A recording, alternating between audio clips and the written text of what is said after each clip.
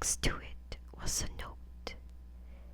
Check the security of the doors. Take a photo of each lock for the insurance company. It seemed like a weird chore, but it was easy money. He went to the front door, clicked the camera, and waited for the photo to develop. When the image faded in, Caleb's blood went cold. In the reflection of the glass door, right behind his own shoulder, was a man wearing a heavy yellow raincoat and a welding mask. Caleb spun around. The hallway was empty. He checked the door. It was locked tight. Chapter 2. The Sound of Metal. He didn't call the police. He thought the owners were playing a prank. He walked to the back sliding doors to take the next photo. Click. As the photo developed, the man in the yellow raincoat was there again. This time, he was closer. He was standing in the middle of the living room, holding a long, rusted hook on a chain. Caleb didn't look back this time. He ran. He scrambled up the stairs and locked himself in the master bedroom. He grabbed his phone, but the screen was smashed, not just cracked, but completely crushed, as if someone had stepped on it with a heavy boot while he was in the kitchen. Then he heard it. Clink, drag, clink. The sound of metal dragging against the marble floors downstairs. Then the heavy rhythmic thud of boots hitting the stairs.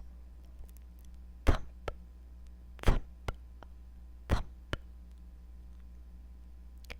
No magic, no disappearing, just the slow, steady climb of someone who knew exactly where Caleb was hiding.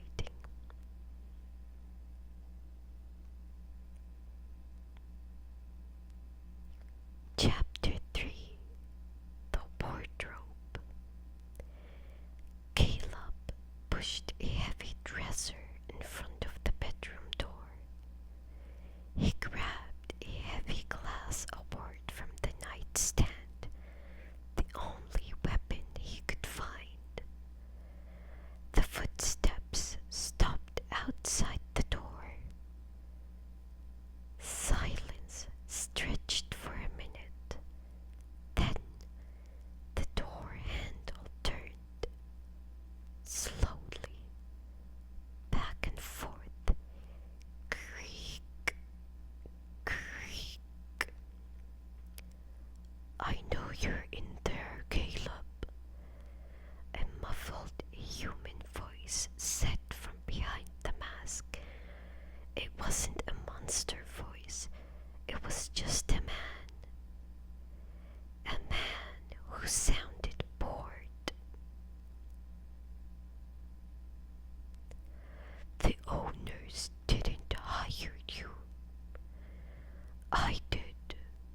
I needed someone to keep the house warm until I arrived. Suddenly, the chain with the hook smashed through the top of the wooden door. Wood splinters sprayed into the room. Caleb realized the dresser wouldn't hold.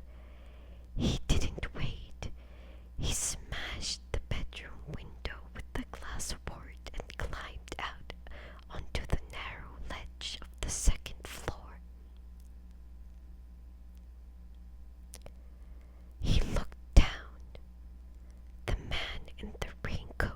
was already standing on the lawn below, looking up. He wasn't moving. He was just waiting for Caleb to jump. Caleb realized there were no tricks, no swapping. This was just a hunter and his prey. He looked at the heavy woods bordering the property. If he could make it to the trees, he might have a chance. He jumped. He hit the ground hard, pain shooting through his ankle. But he scrambled up and sprinted for the tree line. Behind him, he heard the heavy boots start to run. Not at a supernatural speed,